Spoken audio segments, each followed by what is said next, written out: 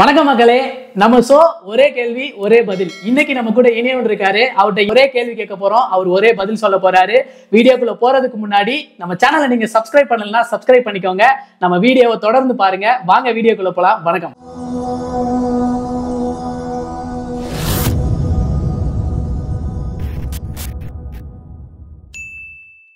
இந்த தேர்தல் நெருங்கிட்டாலே பிஜேபி அரசு எப்பவுமே ஒரே நாடு ஒரே தேர்தல் அப்படின்றத வலியுறுத்தி பேசுறாங்களே, இதை பத்தி நீங்க என்ன நினைக்கிறீங்க? ஒரே நாடு ஒரே தேர்தல் அப்படின்னு இது வரைக்கும் எந்த நாட்டிலையும் இல்லை. தேர்தல்ங்கிறது பன்முகத்தன்மை வாழ்ந்தது தான். ஒரே தேர்தல்னா இதுக்கப்புறம் தேர்தல் இருக்குமா என்னங்கிற கேள்வி வருது இல்லை. ஒரே நாடு ஒரே தேர்தல் அப்படின்னா அதோட முடிஞ்சதுன்னு தான் நமக்கு தெரிஞ்சு, அடுத்து வாய்ப்பு இல்லை. ஏன்னா இந்தியாவோட ஜனநாயக கூறுகள்லயே நீங்க பார்த்தா ஆளுங்கட்சி எதிர்கட்சி, அது எதிர்கட்சின்னா சில நாடுகள்ல பாத்தீங்கன்னா இருகட்சி ஆட்சி முறை இருக்கும்.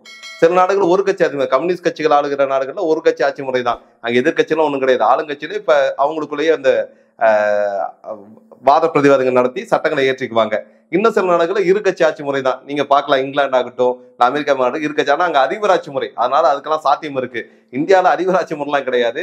இந்தியாவில இருக்க ஆட்சி முறையை பார்த்தீங்கன்னா ஜனாதிபதி, குடியரசுத் தலைவர். குடியரசுத் தலைவருங்கிறவர் ஒன்றும் வானளாவ அதிகாரப்படுத்தியவர் இல்லை. ஆனா அதிபருங்கிறவர் வானளாவ அதிகாரப்படுத்த, அவர் நினைச்சா எல்லாத்தையும் முடக்கிட்டு போயிடலாம். ஒரு குடியரசுத் தலைவர் இங்க ஒரு நெருக்கடிக்கு நிலை பிரகடனம் பண்ணுனா அதை நாடாளுமன்றம் ஒத்துக்கும். நாடாளுமன்றம் ஒரு தீர்மானம் நிறைவேற்றி அனுப்புனா அதில் கையெழுத்து போட்டு பிரகடனம் பண்ணலாம் தவிர வேற எந்த வகையில அவர் நெருக்கடி நிலையை பிரகடனம் பண்ணவே முடியாது. அப்படி அதையும் மீறி போனா அதுக்கு மேல உச்சநீதிமன்றம் இருக்கு. உச்சநீதிமன்றம் இருக்கனால அதை தடுக்கிறதுக்கான எல்லா வாய்ப்பும் இருக்கு. இதெல்லாம் இந்திய அரசமைப்பு சட்டத்தோட சிறப்பு கூறுகள். அந்த வகையில ஒரே நாடு ஒரே தேர்தல்ங்கிறது இந்தியாவில் செயல்படுறதுக்கு அரசமைப்பு சட்டத்துல எங்கேயும் இடம் கிடையாது. அதில் மாற்றம் செஞ்சு வேணா கொண்டு வரலாம். ஏன்னா அது பன்முகத்தன்மை வாய்ந்த ஒரு நாடு. இந்த நாட்டுல பல இனங்கள் குடியிருக்கிறாங்க, பல தேசியம், பல மொழிகள் இருக்கனால இவங்களுக்கு இந்த ஒரே நாடு ஒரே தேர்தல்ங்கிற செட்டப்ல வரதே சிரமம். ஏன்னா இங்க சட்டமன்றங்கள் இருக்குது. சட்டமன்ற கீழே இன்னும் பாத்தீங்கன்னா நகராட்சி, மாநகராட்சி, பஞ்சாயத்து தேர்தல் இருக்குது. அதுக்கு மேல பாத்தீங்கன்னா மக்களவை, மாநிலங்கள், இப்படி இங்கேயும் 2 அவை இருக்குது. இப்ப இந்த ஒரே நாடு ஒரே தேர்தல் வச்சீங்கன்னா இந்த மாநிலங்கள் எப்படி நீங்க தேர்ந்தெடுப்பீங்க, எப்படி கொண்டு வருவீங்க நமக்கு தெரியல. ஆனால இந்தியாவை பொறுத்த வரைக்கும் இந்த கோஷம்ங்கிறதே இந்திய ஒருமைப்பாட்டுக்கு எதிரானது. அப்போ ஒரே நாள் நடத்தினா ஒரு முறை செய்யலாம், அடுத்த முறை செய்யறதுக்கான வாய்ப்புகள் குறைவு. ஏன்னா எல்லா சட்டப்பேரவை 5 ஆண்டுகள் நீடிக்கும். அதே மாதிரி எல்லா ஒன்றிய அரசு 5 ஆண்டுகள் நீடிக்கும். யாரு இதுக்கு உத்தரவாதம் தருது?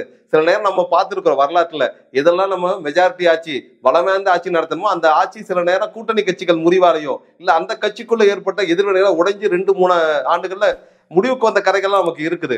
அதனால அதை உற்று நோக்கும் பொழுது இந்த ஒரே நாடு ஒரு தேர்தல் சரி வராது. ஒருவேளை நாடாளுமன்றத்துக்கு தேர்ந்தெடுக்கப்பட்ட ஒரு பெரிய கட்சி பின்னடைவை சந்திச்சிருது, அதனால ஆட்சி இலக்கு நேருங்கிறப்ப இங்க கீழக்க சட்டப்பேரவை என்ன கலைக்கிறதா இல்ல அதுக்கு தேர்தல் நடத்துவாங்களா இருக்குல்ல. ஆனா அந்த ஒரே நாடு ஒரே தேர்தல்ங்கிறது முதல் 1952 தேர்தல் நடத்தும் பொழுது அப்படிதான் செஞ்சாங்க. சட்டப்பேரவைக்கு நாடாளுமன்ற எல்லாம் தேர்ந்தெடுத்தாங்க. அதன் பிறகு சுழற்சி முறையில் அந்தந்த மாநிலங்கள் எப்ப ஆட்சி மாற்றம் ஏற்படுது இல்ல அந்தந்த மாநிலங்களில் இருக்கக்கூடிய சம்பவங்களால சில நேரம் ஜனாதிபதி ஆட்சி பிரகடனப்படுத்தப்பட்டு தேர்தல்கள் நடத்தியிருக்கலாம். இப்படி சூழல்கள் மாறிக்கொண்டே இருக்கு. ஏன்னா ஒவ்வொரு மாநிலங்களோட பிரச்சனையை பொறுத்த வரைக்கும் அந்த மாநிலத்தோட சட்டப்பேரவையோட வீரியம் மாறுது, இல்ல குறையுது, இல்ல மாற்றத்துக்கு உட்படுது. இதையெல்லாம் பொருத்தி பார்த்துதான் தேர்தல் முறைகள் செயல்படுது. இன்னும் சொல்ல போனா தேர்தல் நடைமுறைகள்ல இப்ப சிக்கல் உண்டு பண்ணிருக்க ஆளும் பாஜக. அவங்க என்ன பண்ணிருக்காங்கன்னா, முன்னாடி எலெக்ஷன் கமிஷன்ங்கிறது ஒரு தன்னாட்சி பெற்ற அமைப்பு. இந்த தேர்தல் ஆணையம் தான் தேர்தல் இந்தியாவில் நடத்தணும். தேர்தல் நடத்துறதுக்கு 2 விதிமுறை. அது ஃப்ரீ அண்ட் ஃபேர்னு சொல்லுவாங்க. என்னன்னா அது சுதந்திரமான தேர்தலா இருக்கணும், நேர்மையான தேர்தலா இருக்கணும். சுதந்திரமான நேர்மை, இந்த 2 வார்த்தையும் பூர்த்தி பெறாத அது தேர்தலை ஒத்துக்க முடியாது. அதுபடி உற்று நோக்கணும். கடந்த 10 ஆண்டுகள பாரதிய ஜனதா ஆட்சி நடந்த தேர்தல்கள்ல ஃப்ரீ அண்ட் ஃபேர்ங்கிறது இல்லை. ஏன்னா அவங்க என்ன பண்றாங்கன்னா, இந்த எலெக்ஷன் கமிஷன் ஆஃப் இந்தியாவில் இருக்கிற ஆணையரை, அந்த தேர்தல் ஆணையரை ஒரு கட்டத்தை இக்கட்டமான நிலையில வச்சிருக்கிறாங்க. ஏன்னா இதுக்கு கடந்த முறை நடந்த தேர்தல் 2019 தேர்தல்ல தேர்தல் விதிமுறைன்னு ஒன்று கொடுப்பாங்க. அந்த தேர்தல் விதிமுறைப்படி என்ன சொல்றாங்கன்னா, நீங்க தேர்தலுக்காக ஒரு ஆளுங்கட்சியா இருந்துட்டு நீங்க தேர்தலை சந்திக்கிறீங்கன்னா அந்த ஆளுங்கட்சி கண்டிப்பாக ராணுவத்தை பத்தி, இந்திய பாதுகாப்பை பத்தி பேசி ஓட்டு வாங்க கூடாது, இல்ல இங்க இருக்க மதவார்த்தை பேசி ஓட்டு வாங்க கூடாது, இல்ல ஒரு தனிநபரை முன்னிறுத்தி மதவார்த்தை ஊக்குவித்து ஓட்டு வாங்க கூடாதுன்னா தேர்தல் விதிமுறை சொல்லுது.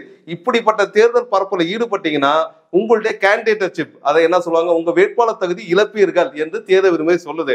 அதன்படி கடந்த தேர்தலில் இந்திய பிரதமர் இருக்கக்கூடிய நரேந்திர மோடி என்ன பண்றாருன்னா, புல்வாமா தாக்குதலை பத்தி பேசுறாரு. புல்வாமா தாக்குதல்ல நாங்க தான் தடுத்தோம். நாங்க தாங்கிறது அரசு தான், நாங்க தாங்கிறது கண்டிப்பா பாஜகவா இருக்காது, அது அரசு தான், நாங்க தான் தடுத்தோம்னு அதன் மூலம் பரப்புரை செய்யறாரு.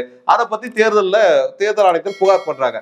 அதே போல இன்னொரு இடத்துல யோகி ஆதித்யநாத் என்ன சொல்றாருன்னா, இருக்கிறது இந்திய ராணுவம் கிடையாது, இந்த ராணுவம் மோடியோட ராணுவங்கிறாரு. இது ராணுவத்தை கொச்சப்படுற, இந்திய மக்களுடைய வரிப்பணத்தை இயங்கக்கூடிய ராணுவத்தை கொச்சப்படுத்துகிற வார்த்தை, அதை அவருடைய ஆதாயத்துக்கு பயன்படுத்தக்கூடிய வார்த்தையா இருக்குது. இதையும் கொண்டு போய் தேர்தல் இப்படி கிட்டத்தட்ட 19 புகார்கள் மோடி, அமித்ஷா மற்றும் யோகி ஆதித்யநாத் 19 புகார்கள் தேர்தல் ஆணையத்தில் கடந்த தேர்தலில் அளிக்கப்படுது. தேர்தல் ஆணையத்துல இருந்த 3 பேர் தேர்தல் ஆணையரா இருப்பாங்க. தலைமை தேர்தல் ஆணையர் இருந்தாலும் 3 பேருக்குள்ள நீங்க குழு. அது அந்த 3 தேர்தல் ஆணையர்ல ஒருத்தர் மட்டும் இந்த குற்றச்சாட்டுல ஒத்துக்கிட்டு கிளியரன்ஸ் சர்டிபிகேட் தரமாட்டேன், இவர்கள் தேர்தல் போட்டியிடறதுக்கு தடை விதிக்கிற மாதிரி பேசியிருக்காரு. மீதி 2 தேர்தல் ஆணையர் ஒத்துக்கிட்டாங்க.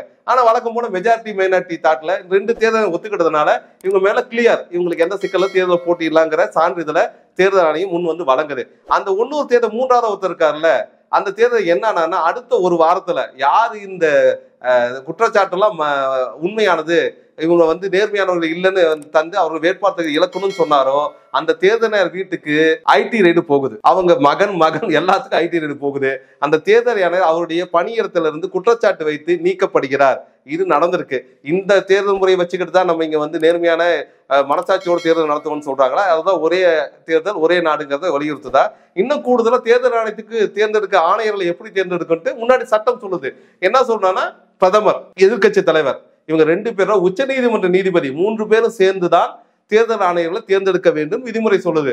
அதுவும் இவங்க சிக்கலா இருக்குது ஆளுங்கட்சிக்கு. ஆனா ஆளும் பாஜக என்ன பண்ணாங்கன்னா இந்த சட்டத்துல ஒரு திருத்தம் கொண்டு வராங்க. என்ன திருத்தம் கொண்டு வராங்கன்னா, சீஃப் ஜஸ்டிஸ் ஆஃப் இந்தியா, இந்திய உச்ச நீதிமன்ற நீதிபதிக்கு தேர்தல் ஆணையத்துல எந்த வேலையும் இல்லைன்னு அவரை ஒதுக்கிட்டு அவருக்கு பதிலாக ஆளும் அரசுல எந்த அரசு பிரதமர் கூட ஒரு அமைச்சர் இருப்பார்ல, முக்கிய அமைச்சர், அந்த முக்கிய அமைச்சர் கூடுதல் எதிர்க்கட்சி 3 பேரும் சேர்ந்து தேர்தல் ஆணையை தேர்ந்தெடுக்கலாம் அப்படிங்கிற ஒரு சட்ட விதிமுறையை கொண்டு வராங்க. ஒரு திருத்தத்தை கொண்டு வராங்க. திருத்தம் அவையில் ஒத்துக்கொள்ளப்படும். ஏன்னா மெஜாரிட்டினா ஒத்துக்கொள்ளப்படுது இந்த திருத்தம். இந்த திருத்தம் படி பாத்தீங்கன்னா அடுத்த ஒரு தேர்தலை யார் தேர்ந்தெடுப்பாங்கன்னா ஆளுங்கட்சியில் சேர்ந்த 2 முக்கிய எம்பிக்கள், அதாவது பிரதமர், அடுத்த நிலையில் இருக்க அமைச்சர், கூடுதல் எதிர்கட்சி தலைவர். அந்த எதிர்கட்சி தலைவர் ஒற்றைப்படை, இவங்க இரட்டைப்படை. மெஜாரிட்டி படி இவங்க யாரை சொல்றாங்களோ அதை அவங்க கட்சி சார்ந்த ஒருத்தர் கூட நாளைக்கு தேர்தல் ஆணையம் கொண்டு வரலாம். அதை தடுக்க முடியாது. இது குறித்து உச்ச நீதிமன்றத்துக்கு இந்த வழக்கு முறையீடுக்கு போகுது. முறையீடு தீர்மானம் சொல்றாங்க, இது அதிகார மையத்தில் எடுக்கப்பட்ட முடிவு, இந்த முடிவுகளை தலையிறதுக்கு எங்களுக்கு உரிமை கிடையாது, இது அரசியல் சாசன பிரிவுக்கு வராதுன்னு சொல்லி மறுத்துறாங்க. ஆகவே இப்போது இருக்கிற சட்ட திருத்தன்படி தேர்தல் ஆணையம் என்பதை ஆளுங்கட்சி, அந்த ஆளுங்கட்சி யாரா வேணா நாளைக்கு இருக்கலாம், ஆளுங்கட்சியோட பாவையா தான் இருக்க போகுது. ஏன்னா 2 பேர் சேர்ந்து அதை முடிவு பண்ண போறாங்க. 3வது எதிர்க்கட்சியில ஒரு பேச்சுக்கு தான் வருவார், அவர் சொல்லி எடுக்க போகுது. இத்தகைய நடைமுறைகள்லாம் வச்சுக்கிட்டு தான் இவங்க ரொம்ப சாதுரியமா ஒரே தேர்தல் ஒரே நாடுங்கிற கோஷம் வைக்கிறாங்க. இன்னும் கூடுதலா தேர்தலை வாக்குச்சீட்டுல நடத்தலாமா, இவிஎம் நடத்தலாமா மிகப்பெரிய சண்டையெல்லாம் போயிட்டு இருக்கு. இவிஎம் மிஷின் வேண்டவே வேண்டான்னு பேசினவர் தான் மோடி. முன்னாடி வந்து குஜராத் மாநிலத்துல முதல்வா இருக்கும் போது இவிஎம் மோசடி பத்தி பல பக்கமா எழுதி பேசினவர் தான் அவர். ஆனா நீங்க என்ன சார், இல்ல இவிஎம் சிறந்ததாங்கிறாங்க. இதேதான் காங்கிரஸ் ஆளுங்கட்சியா இருந்தப்ப இவிஎம் சிறந்ததுன்னு சொன்னது. எதிர்கட்சி வந்ததுக்கு அப்புறம் இல்ல இவிஎம் வேண்டாம், வாக்குச்சீட்டுக்கு போலாங்கிற முறையை சொல்றாங்க. இன்னும் நாம் பார்த்து கொண்டிருக்கிற மிக வளர்ந்த நாடுகள் கூட வாக்குச்சீட்டு முறையை தான் பின்பற்றாங்க. ஏன் வாக்குச்சீட்டு முறையை பின்பற்றாங்கன்னா, வாக்குச்சீட்டு முறை பார்த்தவுடன் புரிந்துவிடும். உங்களுக்கு இவங்க சொல்ற இவிஎம் மிஷின்ங்கிறது ஒரு தொழில்நுட்பத்தோட இணைந்தது. இந்த தொழில்நுட்பத்துக்குள்ள உள்ள போய் எந்த மாறுதலும் செய்யலாம், சாஃப்ட்வேர்ஸ் இருந்தா போதும், உங்களுக்கு எளிமையா செஞ்சிடலான்னு பல இடங்கள் நிரூபிச்சனால தேர்தல் வாக்குச்சீட்டு அதுக்கு சிறந்த உதாரணம் நம்ம முன்னாடி குறிப்பிட்ட மாதிரி சண்டிகர்ல நடந்த இந்த மேயர் தேர்தல். அந்த மேயர் தேர்தல் வாக்குச்சீட்டு இருந்ததுனால அந்த முறைகேட இதுதான் நடந்து காட்ட முடிஞ்சு. ஒரு வாக்குச்சீட்டு இல்ல, அது வந்து இவிஎம் மிஷின் செஞ்சிருந்தா இந்த முறைகேடு கூட கண்ணுக்கு வந்திருக்காது. அது ஏன்னா அது இருட்டறையில் கூட இங்க பண்ணிட முடியும். அது உச்சநீதிமன்றம் எடுத்துட்டு போய் ஜெயிச்சிட்டு கூட முடியாது. ஆகவே இவ்வளவு மோசமான சூழல்ல இந்திய ஜனநாயகம் போயிட்டு இருக்க வேலையில ஒரே நாடு ஒரே தேர்தல்ங்கிறது இந்திய ஜனநாயகத்தை வேட்டு வைக்க செயல். கண்டிப்பாக இது ஜனநாயகத்துக்கு எதிரானதான். ஜனநாயகம் ஒரே நாடு ஒரே தேர்தல் கிடையாது. தேர்தல் நியாயமாகவும் நேர்மையாக நடத்த வேண்டும். இதை தான் ஜனநாயகம் சொல்ல தவிர ஒரே நாடு ஒரே தேர்தல் என்பது ஜனநாயகத்துக்கு எதிரான குரலாக தான் இருக்கும்.